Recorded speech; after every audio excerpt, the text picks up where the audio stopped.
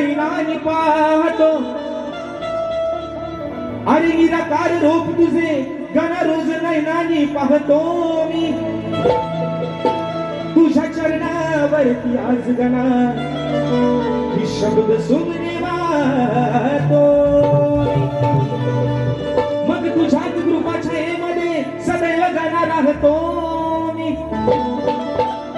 आणि आज या सभारंगाने श्री गणा हा तुझा अगाध महिमा गातो.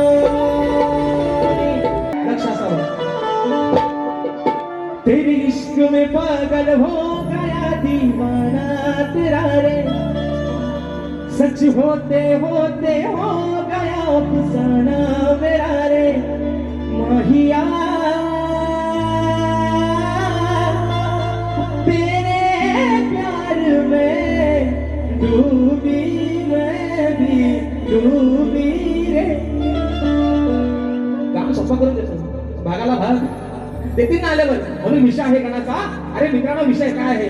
14 सप्टेंबरचा दिवस सर्वांना माहिती आहे, बाप्पा सर्वांच्या घरामध्ये येणार आहे. पण विषय काय आहे मित्रांनो?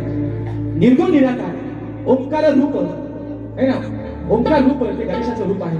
पण ज्या विग्रहाकडनं जळी स्थळी काष्टी पाशाने जो बाप्पा पुजला गेला, जो बाप्पा पुजला गेला, जो भाजला गेला, त्या बाप्पाला, त्या निर्गुण निराकाराला, त्या साकार रूपाच्या गणपती बाप्पाला हे आजार कलाकाराचं काय सांगणं आहे, म्हणायचं काय दर्शक. या सप्तसुराने आणवितोनी आज या सवारण, तुझे निराकार हे रूप पाहू दे साऱ्या भक्तजन. श्री गणा